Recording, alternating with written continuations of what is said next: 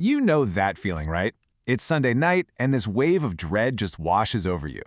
It feels like your weekend completely vanished, and now you're left feeling drained and just not ready for Monday. It's a super common feeling. But today, we are going to talk about how to transform that weekend dread into a serious, powerful recharge. So what's the game plan? Well, first, we're going to tackle those Sunday scaries head on so we know exactly what we're up against. Then we'll redefine what real rest actually looks like, and trust me, it is so much more than you think. After that, we'll get into rediscovering the power of play, yeah, actual play, and we'll wrap it all up by exploring how to recharge through human connection. By the end of this, you're going to have a whole new playbook for your weekends. All right, first up, let's get to know the enemy. What are these Sunday scaries anyway? You know, that feeling that so many of us, especially if you're a busy professional or juggling family life, feel so deeply. And get this, the scale of this is just staggering. 80%. That number comes from a LinkedIn survey, and it shows just how many of us are right there with you feeling that anxiety creep in as the weekend ends. So if this is you, please know you are in the vast majority. This isn't some personal failure, it's practically a modern work-life phenomenon. Which really brings us to the million-dollar question. I mean, weekends are supposed to be our time to recover, right? So why do they so often become a source of stress themselves, completely haunted by the week that hasn't even started yet? And the answer, really, it boils down to this term right here: anticipatory work stress. This is the key. You're not actually stressed by what's happening on Sunday. You're stressed because you're anticipating what's coming on Monday. Your brain is literally letting the future ruin your present moment.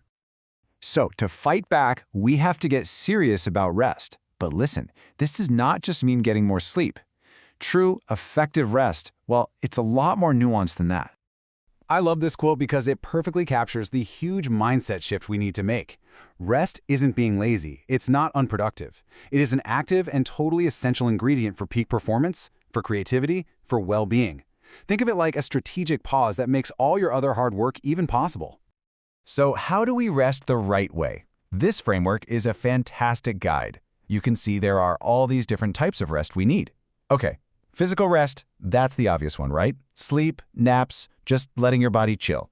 But then there's mental rest, which is giving your brain a break from constantly trying to solve problems. And in our world of endless screens and noise, sensory rest is absolutely crucial. We're talking turning down the lights, finding some quiet. Emotional rest means having a safe space where you can just be yourself, no filter. And finally, creative rest. That's about letting beauty and wonder, like art or a walk in nature, fill up your inspiration tank. A truly recharging weekend hits on way more than just the physical.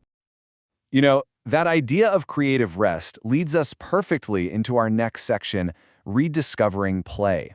This is where we shift from just passively resting to actively recovering, literally rebuilding our energy through hobbies. And the absolute simplest way to start? Just think back. What did you love to do as a kid before you ever worried about being productive? Was it drawing, building with Legos, riding your bike, exploring?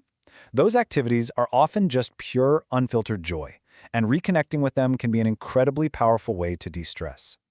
Now, if you're not quite sure where to begin, Dr. Stuart Brown's concept of play personalities can be a really cool guide. So which one are you? Are you an explorer, always craving a new trail to hike or a new city to see? Are you a kinesthete, someone who just comes alive through movement like dancing or sports? Maybe you're a collector who gets a thrill from finding that rare vinyl record or antique. Or are you a creator, someone who just needs to make something with your hands? Figuring out your style makes finding that perfect hobby so much easier. Okay, now this is a really important point. So many of us feel this intense pressure for our hobbies to be productive, to have some tangible outcome. But it is just as essential, maybe even more so, to have joyful, non-productive pursuits. Sometimes the whole point of play is that there is no point, other than the fun of doing it. Both are totally valid, amazing ways to recharge. So, beyond rest and play, there is a third pillar of a truly recharging weekend that we absolutely cannot ignore, and that is meaningful human connection. I mean, just let that sink in for a second. This quote comes from the head of the longest-running study on adult life, and it is chilling. It really puts the stakes into perspective. Good, strong relationships aren't just a nice-to-have. They are a non-negotiable part of our physical and mental health. This isn't just about feeling good, it's literally about staying alive and well. So, the crucial takeaway here is that connection takes intention. It doesn't just happen. First, you have to actually schedule it, just like you would a meeting at work. Second, go engage with a community. Find your people. Third, when you are with your people, be truly present. Put the phone away and listen. And finally, a huge part of recharging is knowing when to set boundaries to protect your energy from relationships that just drain you. Okay, we've covered the big ideas, the why and the how. Now for the fun part.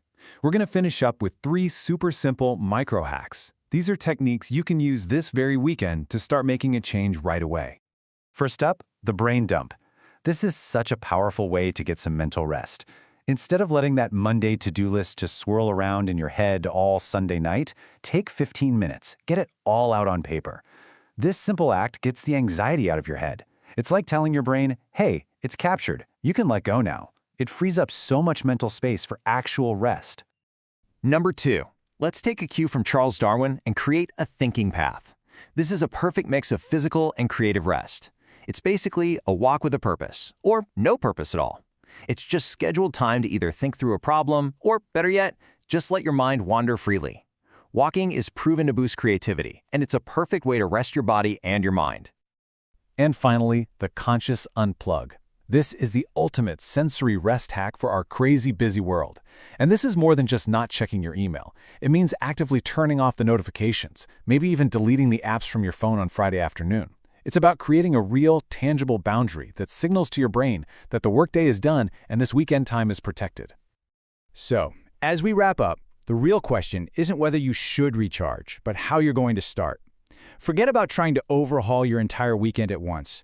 Just think, what is one small thing, a 15-minute brain dump, a quick walk, a 5-minute call to a friend, that you will do this weekend to start reclaiming your time and your energy?